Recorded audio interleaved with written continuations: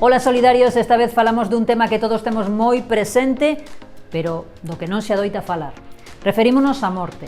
Buscamos un xeito pouco habitual para facer da despedida un recordo físico e palpable. Visitamos o taller da artista Xulia Ares, que, entre outras pezas, fai obras personalizadas introducindo parte das cinzas da persoa falecida.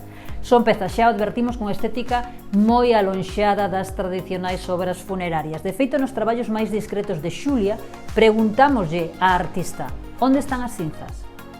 Están aí, o que pasa que aquí neste caso a xente se non as quere ver non as ven, porque na primeira capa poño azul en riba das cinzas que estarían por aquí. Sí, estos son as cinzas. Aquí vense, porque a min me gusta que se ve sempre, se hai xente que non quere, se lle poño outra capa por enriba, pero sigo sin tocarlle en ningún caso as cinzas. Entre esta capa e a outra teño as cenizas, como por exemplo esta de aquí, que as ves. Si, as cinzas, fíxate que o color é igual en todas, porque as cinzas teñen o mesmo color en todos. Esta, por exemplo, é unha peza que, se te fixas, non difire da miña obra. É prácticamente, a serie de Aqua é a mesma, o que pasa que na primeira capa eu lle meto cinzas. Entón, por exemplo, esta representaría os pais e os 3 fillos que quedan. Esta foi feita, en teoría, as cinzas de 2 persoas xuntadas, e despois aquí te queremos. As cenizas están debaixo da superficie primeira, e algunhas delas, como están, rebentan, entón producen esas burbuxas. Entón, cada peza, claro, absolutamente distinta, ainda que haga 7 da mesma persoa, van a quedar todas distintas. O resultado final é totalmente personalizado. A artista, en función dos detalles que queira introducir a familia do falecido nesa obra en concreto, di que pode facer o traballo nunha semana, en 10 días ou tardar ata meses. Sobre os prezos, Xulia asegura que ofrece opcións desde os 150 euros. Esta, por exemplo, é unha peza xa de moito formato por se algunha persoa quere a tipo escultura que é un pouco grande demais, ou ben porque as pode poñer directamente nunha porta da súa casa. É dicir, isto pode ser un vidro que pode ir perfectamente nunha fiestra da súa casa ou en unha porta.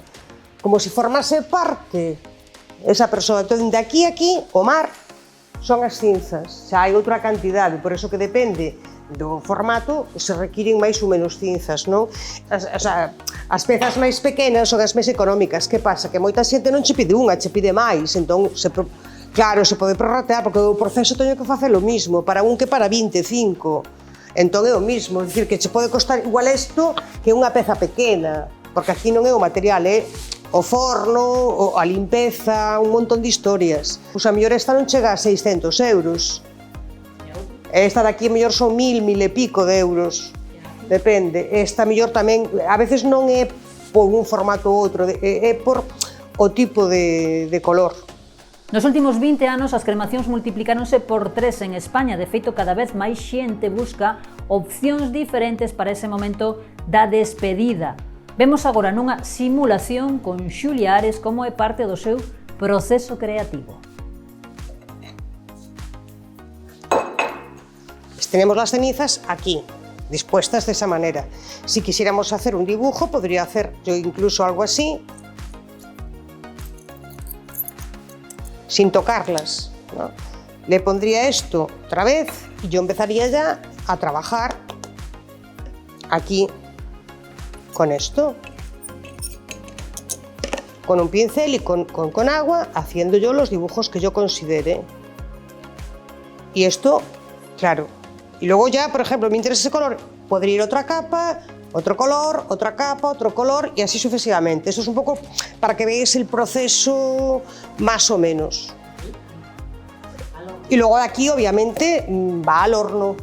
24, son 800, entre 830, 840 y tiene que estar 24 horas. Y una vez que se cuece, sale esta pieza ya fundida y ya quedaría pues como esto. En este caso es una técnica lisa de pigmento, pero este caso sería, por ejemplo, este ejemplo de aquí.